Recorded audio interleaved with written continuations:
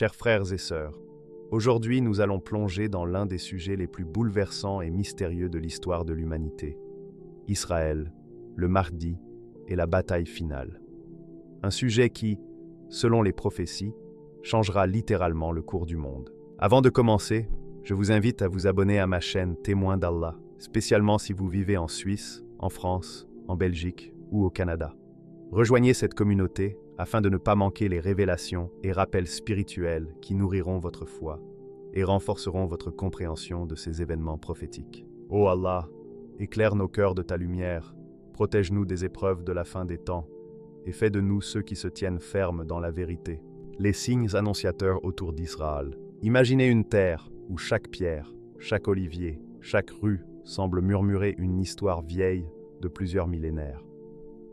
Israël n'est pas seulement un territoire sur une carte, c'est une cicatrice vivante, une mémoire collective qui résonne dans les âmes des croyants à travers le monde. Là-bas, tout semble concentré. Les grandes religions monothéistes, les guerres, les espoirs, les prophéties. Ce n'est donc pas un hasard si les textes islamiques, à travers le Coran et les hadiths, annoncent que cette région sera le théâtre du dénouement final de l'histoire humaine. Les signes annonciateurs ne sont pas des événements isolés. Ils forment une trame, comme des éclats de lumière qui s'allument l'un après l'autre pour avertir ceux qui veulent voir. Depuis plus d'un siècle, le Proche-Orient attire les regards du monde entier. Colonisation, guerre mondiale, création de l'État d'Israël en 1948, exode de populations entières, montée des tensions religieuses et politiques. Tout cela peut sembler être le produit de l'histoire, mais pour celui qui observe à travers le prisme des prophéties, chaque épisode est une pièce d'un gigantesque puzzle divin. Les hadiths parlent d'une époque où la confusion régnera, où les injustices se multiplieront, où le sang coulera sans raison apparente. N'est-ce pas ce que nous voyons? Des enfants tués dans des bombardements, des familles déracinées, des peuples entiers qui vivent dans la peur. Le Proche-Orient est devenu une poudrière, et Israël en est l'épicentre. Pourtant, derrière ces tragédies humaines, se cache une dimension spirituelle. Les signes de la fin des temps s'accumulent, comme des avertissements célestes. Ce qui est fascinant, c'est que cette région minuscule, à peine visible sur un globe terrestre, concentre l'attention de toutes les grandes puissances du monde. Les États-Unis, la Russie, la Chine, l'Europe, tous s'y intéressent. Tous y interviennent directement ou indirectement.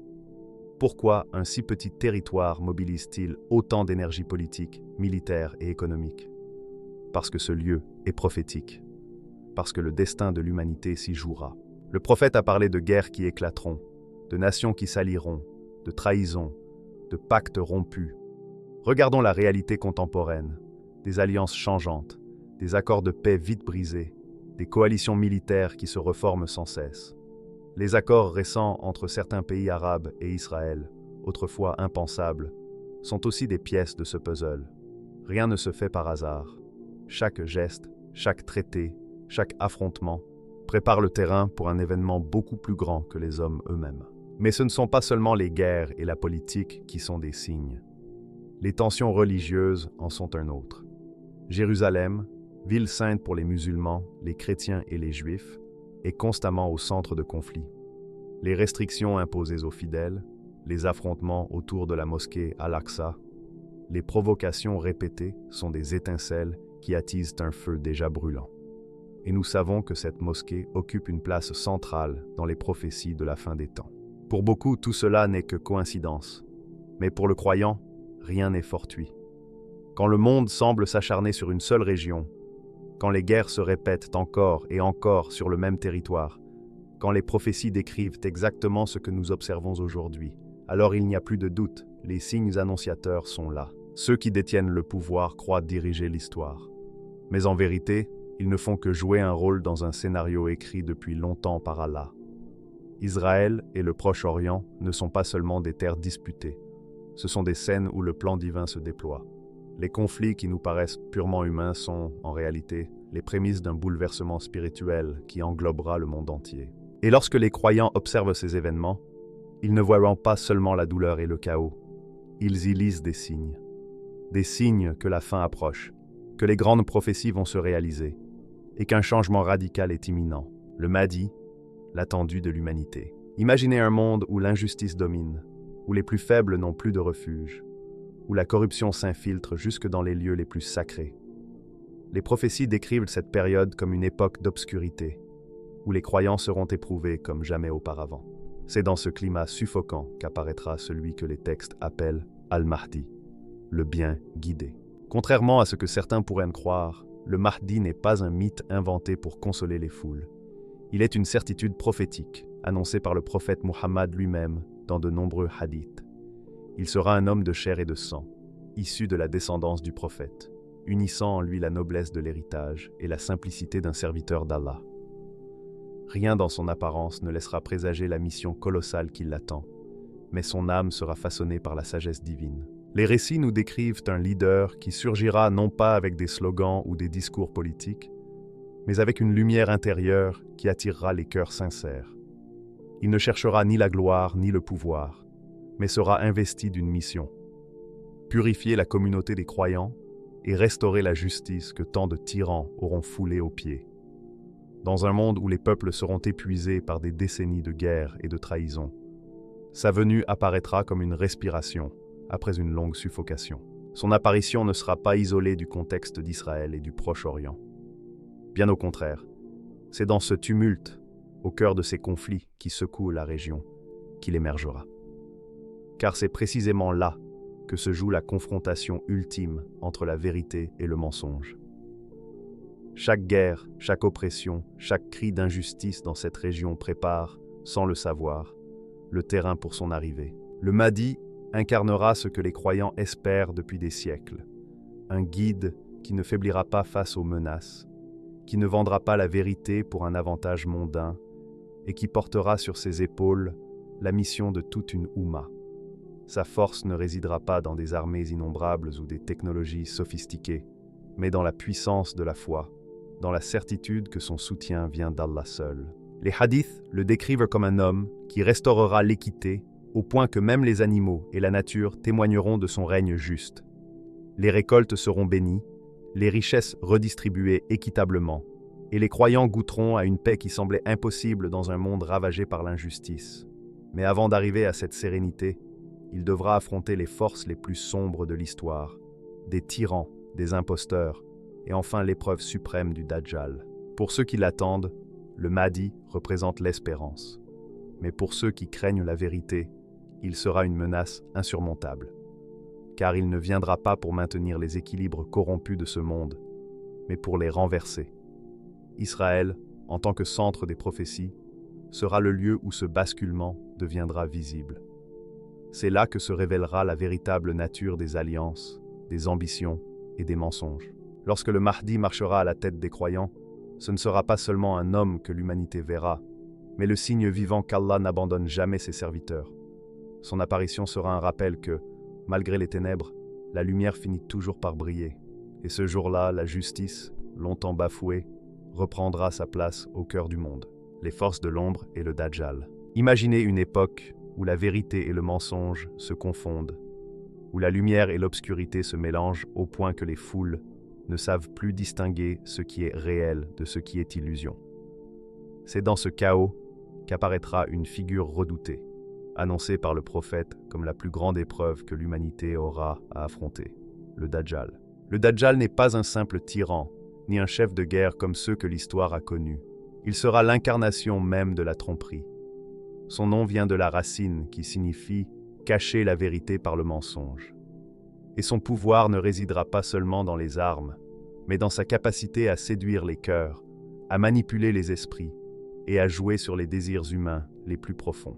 Les hadiths nous décrivent un homme qui se présentera comme un sauveur, qui prétendra apporter la prospérité et la paix, mais dont le véritable but sera d'éloigner les hommes de leur Créateur.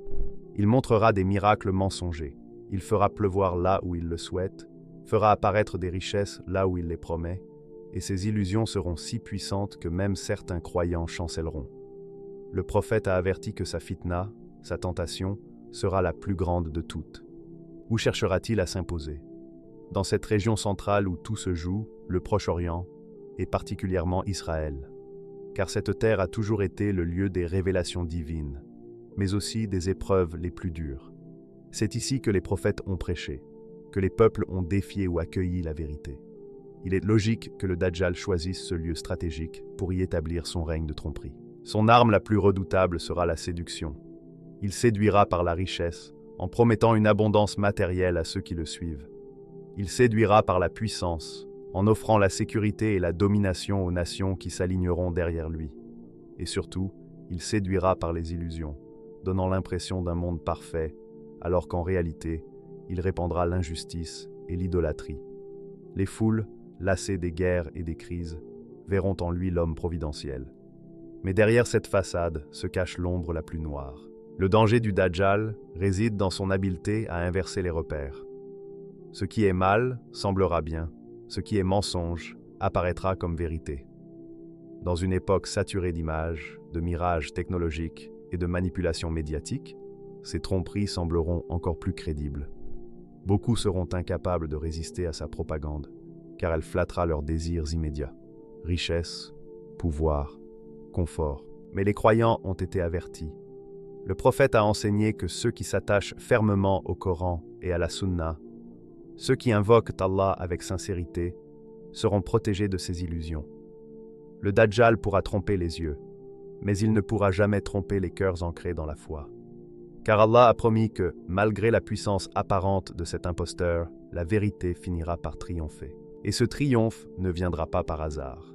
Le Mahdi, soutenu par les croyants, sera déjà en marche. Et surtout, un événement prodigieux bouleversera le cours de l'histoire. Le retour de Jésus, fils de Marie, qui descendra du ciel pour mettre un terme à la supercherie du Dajjal. Leur confrontation finale se déroulera là où tout a commencé, sur cette terre d'Israël, théâtre ultime de la confrontation entre le vrai et le faux. Ainsi, le Dajjal ne doit pas être perçu comme une simple figure de peur, mais comme une épreuve. Une épreuve si redoutable qu'elle révélera qui, parmi les hommes, est prêt à vendre sa foi pour un confort illusoire et qui tiendra ferme en s'accrochant à Allah. C'est dans cette distinction que se préparera le monde à la bataille finale, celle où plus aucune illusion ne pourra masquer la vérité. La bataille finale, un choc planétaire. Visualisez un ciel assombri par des nuages lourds, une atmosphère où chaque souffle semble annoncer une tempête imminente. La bataille finale n'est pas une simple guerre entre nations. C'est l'affrontement entre la vérité et le mensonge, entre la lumière et l'obscurité, entre l'éternité et l'illusion. Les armées humaines se déploieront avec leurs armes et leurs technologies, mais derrière elles se dresseront des forces invisibles, spirituelles, qui dépassent tout ce que l'homme peut concevoir. À la tête des croyants, le Mahdi. Il ne sera pas seul. Les hadiths nous disent qu'au moment où la situation semblera désespérée, Jésus, fils de Marie, descendra du ciel. Imaginez ce moment, les cieux s'ouvrant, une lumière éclatante transperçant les ténèbres, et le Messie marchant parmi les hommes pour briser les illusions du Dajjal. L'union du Mahdi et de Jésus marquera le point culminant de l'histoire, le combat ultime où le plan divin se dévoilera. Israël sera le théâtre de ce basculement. Les collines, les vallées, les villes anciennes deviendront les témoins d'une confrontation que les prophètes ont annoncée depuis des siècles. Les foules s'assembleront, les armées se rangeront, et le monde entier aura les yeux tournés vers cette petite terre qui deviendra l'épicentre du destin planétaire. Mais cette guerre ne se jouera pas seulement avec des épées, des balles ou des chars. Elle se jouera aussi dans les cœurs, car chacun devra choisir son camp, suivre les séductions du Dajjal, qui promettra abondance et sécurité, ou se tenir aux côtés du Mahdi, même si cela signifie la souffrance et le sacrifice. Les nations s'effondreront sous le poids de leurs contradictions.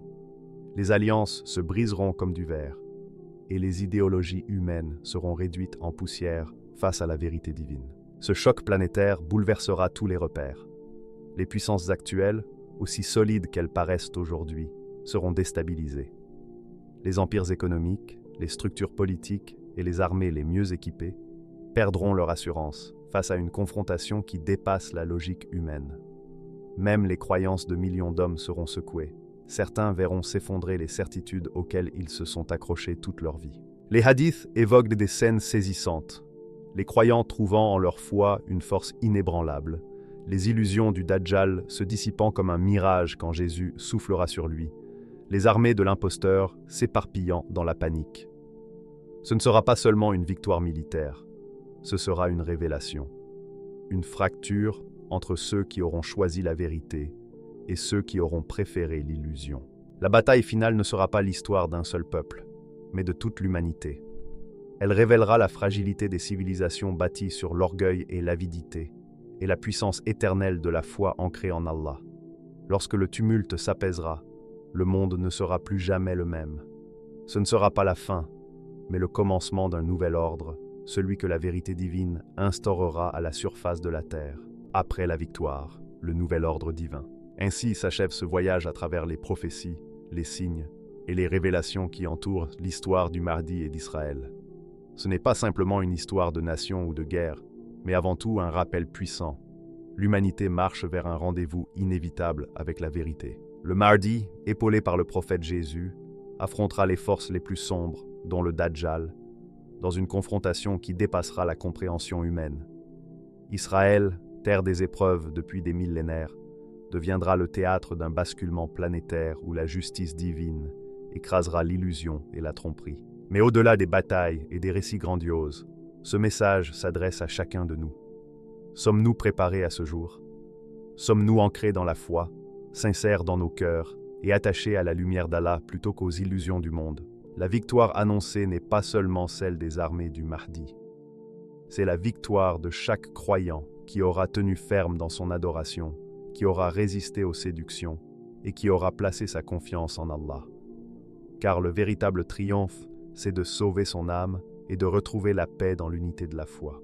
Puissions-nous être parmi ceux qui seront comptés parmi les justes lorsque viendra ce jour, et qu'Allah nous guide vers sa lumière avant l'arrivée des grandes épreuves. Frères et sœurs, ce que nous venons de voir dépasse les simples conflits humains. Israël, le Mahdi, le Dajjal et la bataille finale sont bien plus qu'un récit prophétique. C'est un rappel pour chacun de nous que l'histoire de l'humanité se joue à la fois dans le monde visible et dans le cœur des hommes. Lorsque la vérité triomphera, ce ne sera pas seulement une victoire sur le mensonge et l'injustice, mais une renaissance spirituelle pour toute l'humanité. Les tyrannies s'effondreront, les illusions disparaîtront, et un ordre de justice, de paix et de lumière s'installera sous la guidance d'Allah.